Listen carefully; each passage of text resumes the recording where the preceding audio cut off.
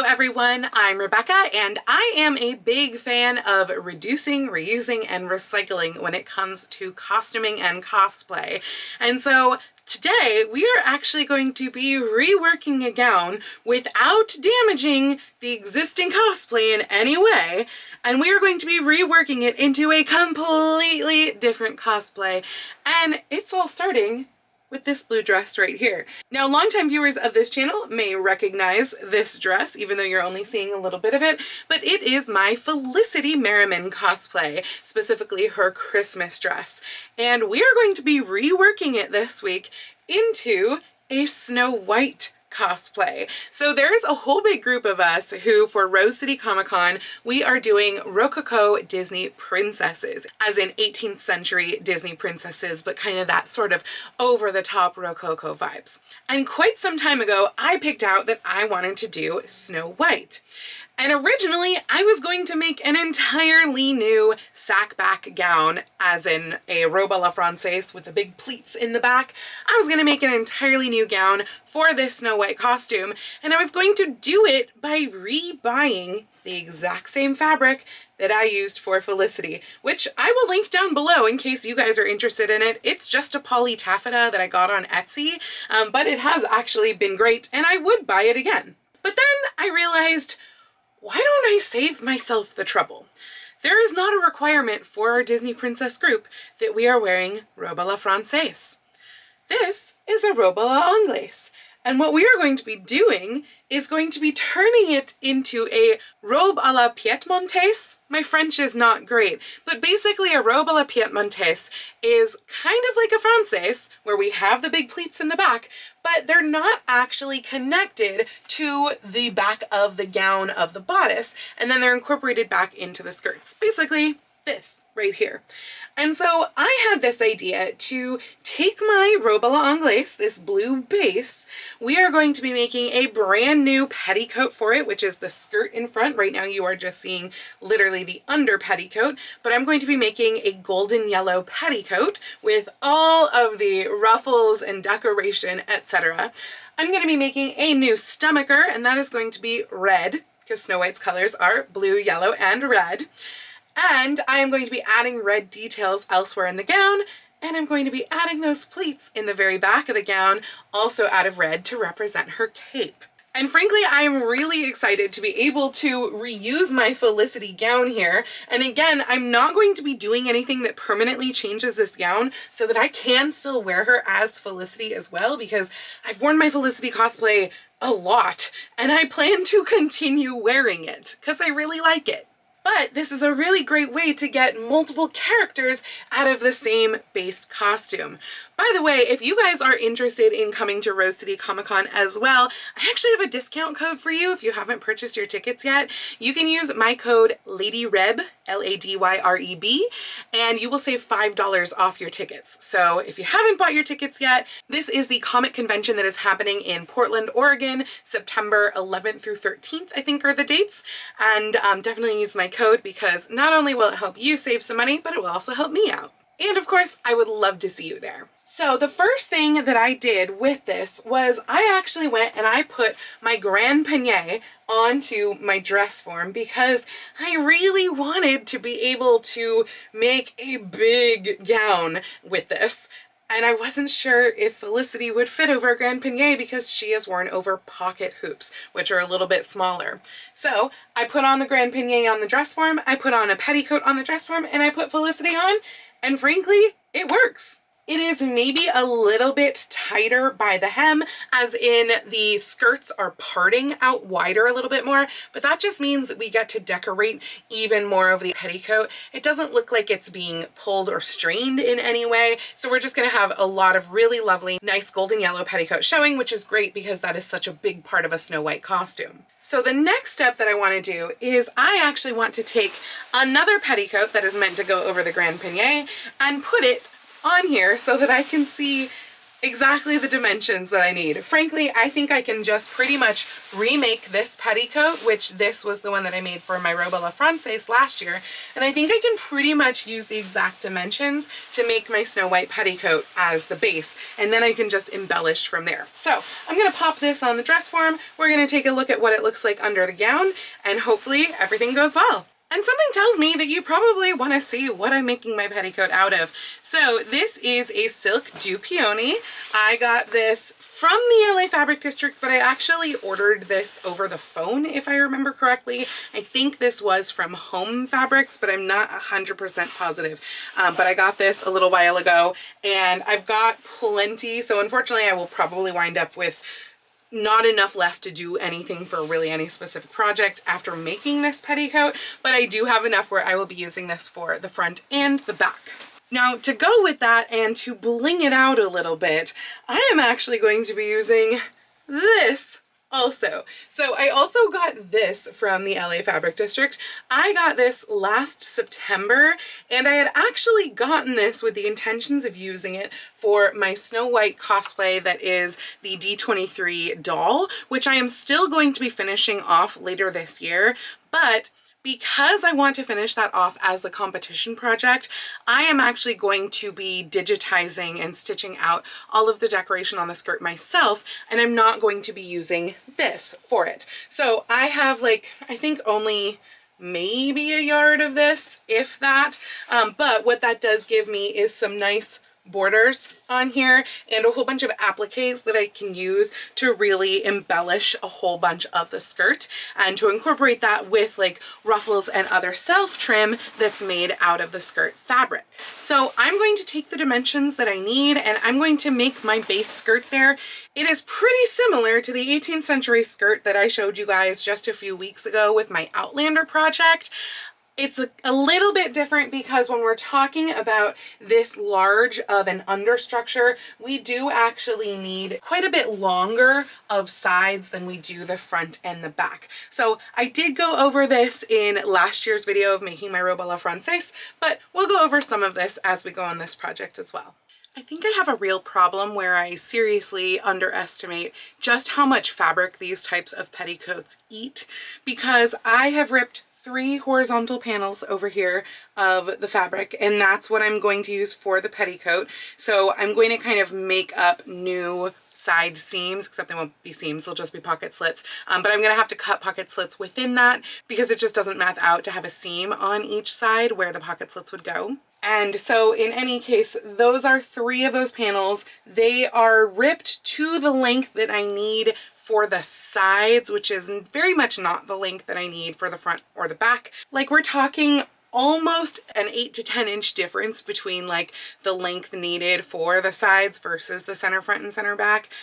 But the easiest way to do it when I don't know where that side seam is going to be or where these seams are going to lay is to rip rectangular panels, put them together, and then put them on the dress form, making sure that the hem is level at the bottom, and pleat them up to the waist, and then cut away the excess length that I don't need there.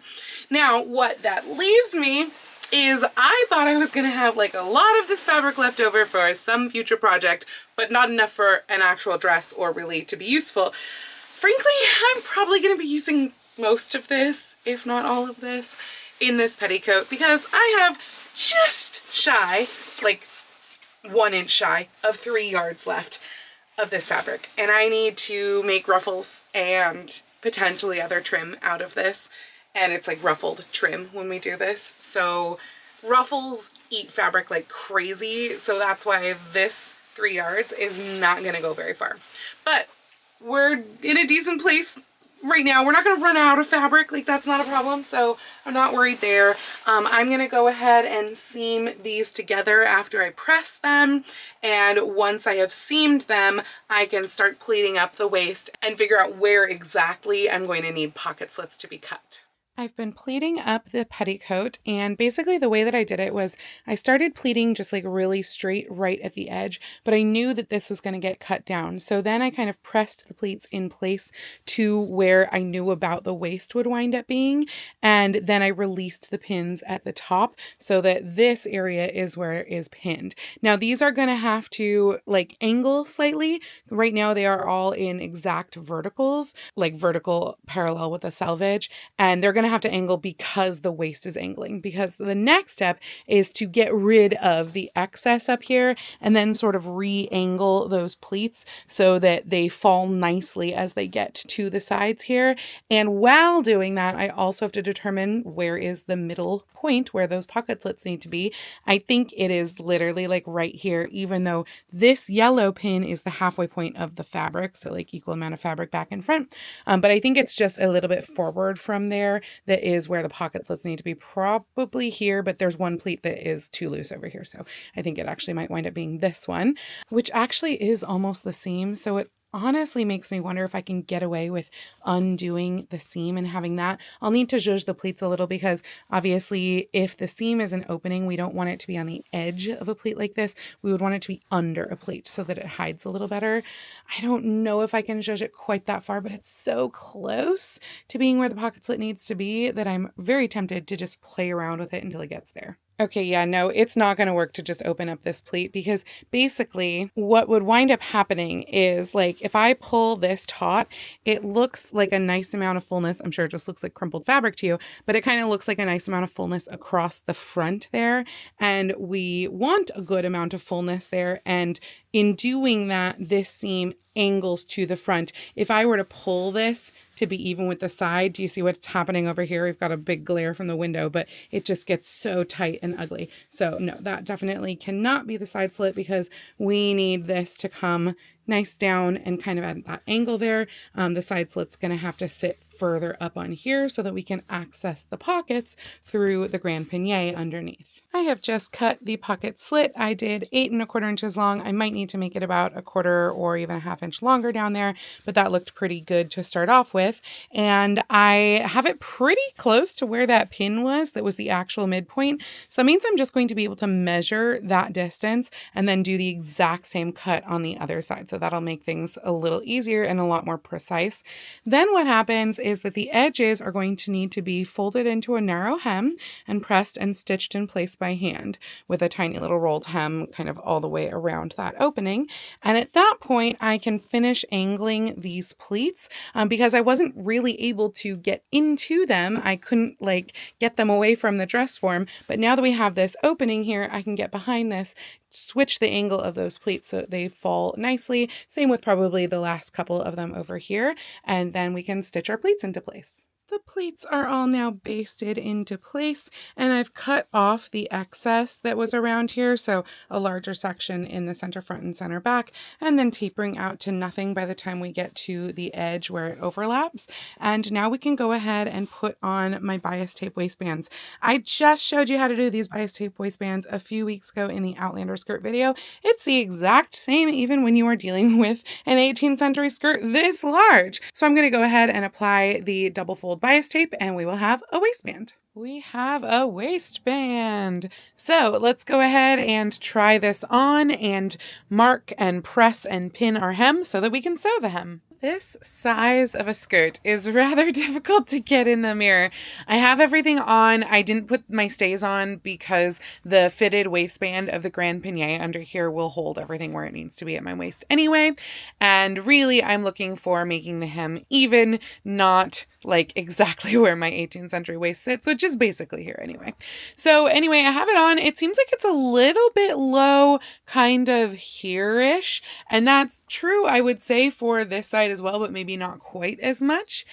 So I will need to watch that when I turn my hem up. Everything else really can just get a narrow turn because we're already at a pretty good length there. And I'm not even going to be able to show you the back, frankly, but the back is at a good length once we have a little turn up as well. So that will be pretty easy. And it's pretty much just this section right here that might need more than just a tiny little narrow hem.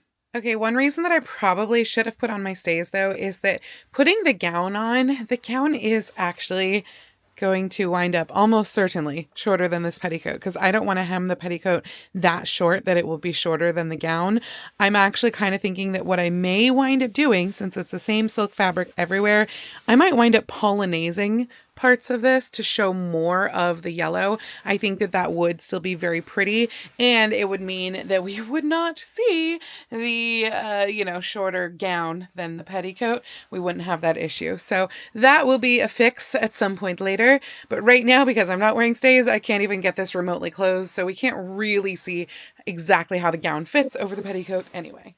Also, one thing that I should note is that while I tore these panels so they would be exact rectangles on the grain, when I actually went to go put them together, I found that one side of the selvage for each of them was shorter. Basically, I always made sure that like this side was going to be connected with this side down here so that it kind of kept wrapping, and one of those was shorter than the other one for some reason. I don't know how that happened. It must be in the weave of the fabric that it kind of contracted itself probably within the selvage, but that would explain why that one section is longer and nowhere else is longer on the skirt, because I wound up kind of having to even the hem before, like as I was even sewing this together, I cut off the excess when I serged the bottom so that it would stop fraying. So yeah, let's go ahead, turn a narrow hem, and we will have our finished base of the petticoat. Then we get to start decorating.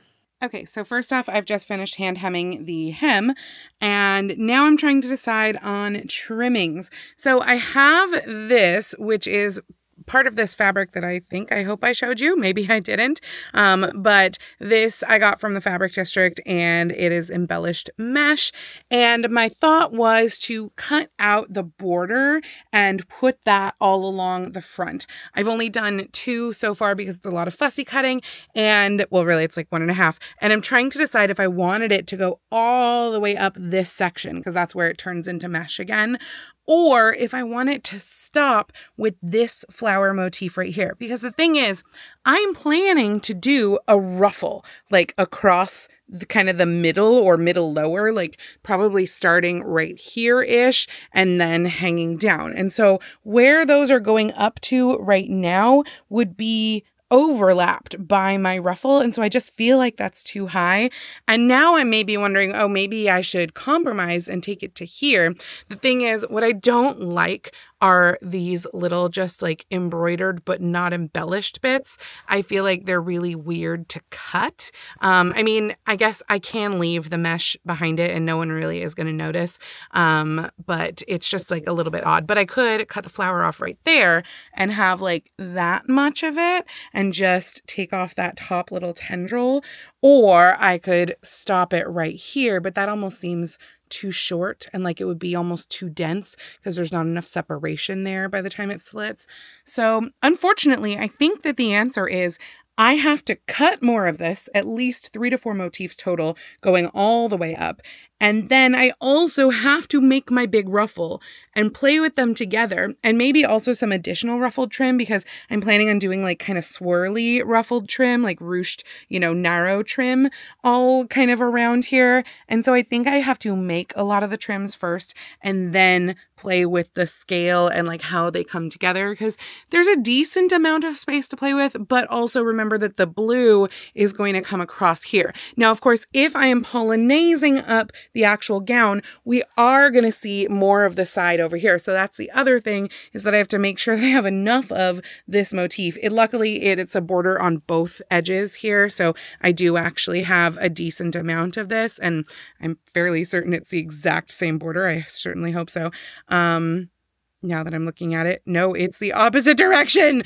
Oh my God, it's the opposite direction. And I didn't notice that. Look at that. See, these are the opposite direction of those. Huh. Okay. Well, that's annoying. I mean, I guess I could have it split center and go off, or I could put one direction all across the center and have the other ones on the sides. And I feel like it maybe wouldn't be as obvious, but I hadn't contended with that. So that's interesting. But basically, I just want a lot of sparkle and a lot of trim and a lot of pretty. And so let's go make some trims. So the problem with pulling it up, which normally when you see this era pulled up, it's kind of in two locations there in the back. Yeah, it's hard to get any good views of her because she takes up half my sewing room. But basically it's pulled up kind of towards the back, so the front stays nice and long there, and then it kind of drapes nicely here. However, the problem with doing that is that I only have enough of this to get like the front of the skirt done. I don't have enough to get all the way around. And then it would look really obvious if it suddenly stops like right over there and I don't have any of this decoration in the back. I wish that I had enough for the whole thing, but I got it in LA, so that's not going to happen. I really like the look of it though. And otherwise it'll hang down like that. I know she's kind of shaded by the desk over there, but there is just a little bit, like 1 inch of the petticoat peeking out below the edge of the skirt. Okay, so it's honestly completely unrelated to this vlog, other than the fact that I wasted a lot, most of my sewing time today by making things for the Ren Fair, which is tomorrow. So I'm going to be wearing the Borges gown that I made a couple projects ago on this channel, and I didn't really do hair head stuff for that. And I had kind of made this, but then I hadn't finished it, and so I stuffed this more and I finished it off. I don't know if I will actually wear it. It still just looks really crunchy, so I don't really love it, but could be cute. I don't know. And then the other thing that I really spent a lot more time making was I made a little Juliet cap. So this is literally just made out of strips of ribbon. I think there's 14 strips total because I think it's 7 by 7 and they're each spaced 1 inch apart, and I sewed basically across each whole thing using a metallic silver thread. So on all of these verticals, that's where I sewed, and then I sewed one band around the entire one, and I sewed that with the metallic thread, and then I ran just like a gray regular sewing thread around all of that as a gathering stitch and pulled that so that it would have that shape where it can go over like a bun or a hairpiece or whatever. But I dyed my hair like 3 or 4 days ago, and I'm honestly not sure if any of my hair pieces match right now. So yeah, that's where we're at with Ren Fair stuff, which you're probably not even going to see any of it here. Maybe I'll stick a picture in right here. This is me at the Ren Fair tomorrow. But that's what I was doing for a lot of my sewing today, was putting this together while watching Little House on the Prairie and finishing off this. So now let's go ahead and get back to the gown. I am going to start by cutting a ruffle that I think I'm just going to do the same size as this one right here on this skirt, because I kind of like how this wound up looking. And I cut this with a scalloped rotary cutter, so that's what I'm going to do on the gold as well for Snow White. So it kind of just looks like that at the top. I'm honestly planning to do that the exact same, except for the fact that I'm going to need to make it longer because more of this skirt is showing. So I'm going to put the Felicity gown on top of that, figure out exactly how much of the skirt shows, and then cut my ruffle, which will be at least 1, probably 2 panels across of my fabric that I have remaining, and I will gather that up and we'll be able to start playing around with the metallic-y, sequin-y fabric versus ruffles. While I'm at it, actually, I think I will also cut a couple of smaller strips that can be ruched up. That way I can play around with those as well. Oh, also, while we're looking at the overall and kind of playing with trims and everything, I just got my swatch that is the red taffeta that's the exact same taffeta that the blue is made out of.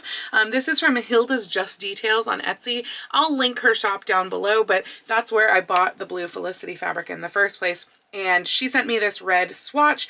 It's a beautiful color of red. I really like this. I don't know if it's showing as true red as it really is, but it's very true red, versus the red that I have. You can really see the difference there between the red silk that I have and then the true red. I really do like this true red. Now, I don't think that I mentioned it on here actually, but my friend Amanda, whose username is this because I can't pronounce that, I saw her last weekend and she had just happened to bring with her from Canada, you know, out of happenstance, some red fabric. It's actually like, I don't know if this is for a sari. I think it is made to be cut up and made into a sari or other Indian dress, because it has like panels, but it is not how it would normally be worn, as far as I can tell. And as far as my limited knowledge stretches of Indian fashions, which is very, very limited, I might add. But she did have this beautiful red here. I'm not positive if this is silk or poly or a blend. I think it might be silk. It's very thin is the one thing, and it's a lot drapier. I would not use, this is for the back and for the stomacher, I would not actually use this part for the drape. I might be able to incorporate some of it into the stomacher, but it has a lot of green, and I don't want to pull green into that because that's just not very snow. So I don't know for sure if I'd be able to use it or not, but there is the red, but I think it's too lightweight. I think that this taffeta weight is going to be better. So I think I'm just going to go ahead and order some of this. It's pretty inexpensive because it's poly, and hopefully that will get here soon so we can play around with this maybe in next week's video. I have my gathering stitches run on the ruffle here. The one thing that might wind up being quite a problem, I did cut this with the rotary cutter with the scallop stitch. This is apparently a really poorly woven do peony. And I don't know that I've tried to do like a scalloped raw edge on a do peony before, because the robe a la Francaise last year was a taffeta, but what's happening is that it is actually fraying all over the place. So I'm not really sure what to do in that case, because this is the historically accurate method. I mean, not with a rotary cutter, it would have been with a punch, but it's not meant to fray, because in the 18th century, they had much higher quality silk. They wouldn't have even used do peony at all. Like, slubs were not a good thing. And frankly, this is probably more of a shantung than a do peony really anyway, but it's really fraying. So I don't know exactly what's gonna happen there. It's obviously gonna be really hard to hem now that I have gathered it, but it is getting worse as I am gathering it because I'm, you know, rubbing against it, and so therefore it's fraying more. So I don't love that, that's for sure. But, oh God, yeah, oh geez. What am I supposed to do? I think I'm gonna have to hem this. I think I really don't want to hem this top ruffle. Like, that's not gonna be pretty. It's gonna make it thick. And frankly, I'm not gonna hand hem it probably, because that is a whole heck of a lot of work and I don't like to do that. But I'm honestly not sure what to do. I can't fray check silk. If you fray check silk, it changes the color. It makes it hard and crusty and darker. So I can't do that. That's not an option. But this doesn't seem like it's really an option either. So if you have any advice, let me know. Though frankly, by the time you're seeing this video, I will probably have done something with this and made some sort of a decision. Ugh, look at that. Ugly. Oh no, you guys, this is not good. Silk's not supposed to do this. Well, I'm still gonna play with trims and figure out how this goes on there, but I am not happy with this edge. So I posted a little reel over on Instagram, and actually even a short here and in various places like TikTok, Threads, etc., to try to get as much advice as possible on what to do about all of this disastrous fraying. And for the most part, the advice that I've been getting has been use a product that is discontinued, Fray Block apparently, instead of Fray Check. But Fray Block isn't made anymore, so I can't get that. There is also Eileen's Fray Blocker. I don't remember the exact name. I'll put it right here. That is a product that apparently is better than Fray Check and doesn't discolor the fabric so much. So I have ordered that. That's meant to get here Wednesday, so we can test that out on Wednesday. I did also get a recommendation to mix Fray Check with some alcohol and try that, and apparently it's not as bad. So let's go ahead. We're gonna test some scraps that way, see if that works. I will hold off on actually hemming it if it doesn't work, that test doesn't work, until the Fray, the Eileen stuff gets here on Wednesday, so we can try that. But otherwise, everyone's recommendation is basically just, that's do peony, and there's nothing that we can do about it, so you're probably gonna have to hem it. So we'll do a couple tests, we'll see what happens, but I'm a little worried that this is gonna have to be hemmed. Also, one thing that I'm finding a little interesting, and someone did leave this comment on there too, is that it's happening because I cut this across the fabric. So I cut it on grain with the top being cross grain. If I had cut it the opposite direction, then it wouldn't really be happening. And sure enough, I have this little cutoff part right here, and this is on grain, like this right here is with the grain, and I'm just like rubbing it, and we're getting a little bit of fray, but really not that bad. Whereas like if I were doing that to the actual what I did over here, I mean, like, I don't even think I can do that because it's already frayed so much that that is not even an option for me to do. That's how bad this is. So I can't at this point recut this, I don't think. I mean, I suppose I could maybe use that for other parts. I don't know. I don't want to waste that much fabric. That's like over 2/3 of a yard of fabric wasted. I mean, I guess I do have enough where I could recut that going cross grain. So maybe I'll do a slightly larger test and like see if I can cut it, you know, parallel with the selvage here. And maybe the scallops going that way won't do this, but we're going to test the fray check first. Okay, so first off, I've cut a little piece that is just plain, and I've cut it with the cross grain like I had done, and then that is the vertical. So we're just gonna, oh gosh, oh my God. Okay, so that's instantly happening. There's fuzz falling everywhere. This, I mean, it is fringing out. Like, I don't know if you guys can see that, but it is kind of fringed out there, but it's not like that that's happening. Let's go ahead and put some straight fray check on, and then also some of that fray check mixed with the alcohol on, and see what happens when I cut that. Okay, so both types did discolor. This is the plain fray check, and then this is mixed with alcohol. I honestly don't feel like I maybe had enough of a blend mixed with the alcohol, but regardless, it discolored either way. This part is obviously stiffer. I'm gonna go ahead, run the rotary cutter through both of those and see what happens. Okay, so the top one is the plain fray check, and the bottom one is with the alcohol. I tried to cut both on the grain. I mean, it's not fraying because it does have the fray check on it, which, you know, I anticipated.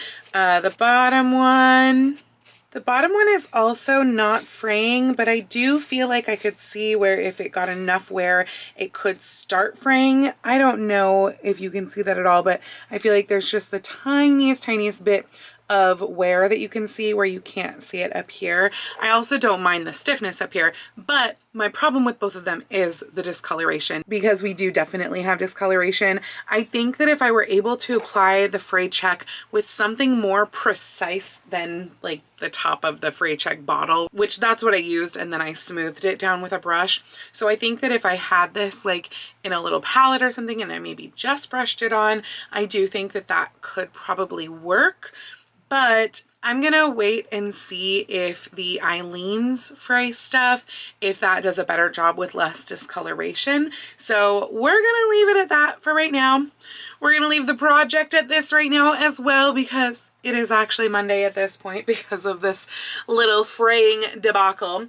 So yeah, we will pick this back up next week, hopefully with a solution where I can still have the pinked edges, but possibly with me hemming this ruffle, and then we can go ahead and put the ruffle on. In the meantime, I'm also going to be fussy cutting a lot more of this. In fact, I'm gonna try probably to just cut as much as possible of this out over the next couple of days until that Eileen stuff gets here, and then hopefully we can just go right ahead with all of our trimming at the beginning of next video.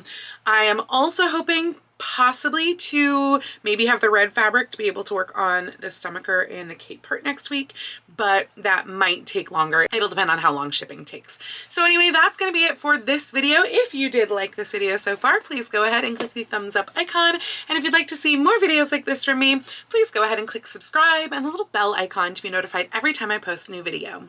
I do post videos here on YouTube at least once a week, usually with sewing vlogs like this out on Tuesdays, and sometimes with additional costuming or sewing related content content out on Saturdays, but I post every day over on my Instagram, so please go follow me on Instagram. That's at Lady Rebecca Fashions. And if you'd like to help support all of the work that I do on this channel, I do have a link to my Patreon and my Ko-fi down in the description below, or you can send me a super thanks or join my YouTube channel memberships right here on YouTube below the video. I'd also like to give a special shout out to my Edwardian level patrons, Jean and Kim. Thank you all so much for joining me today. I hope you all have a wonderful week, and I will see you very soon in my next video. Happy sewing!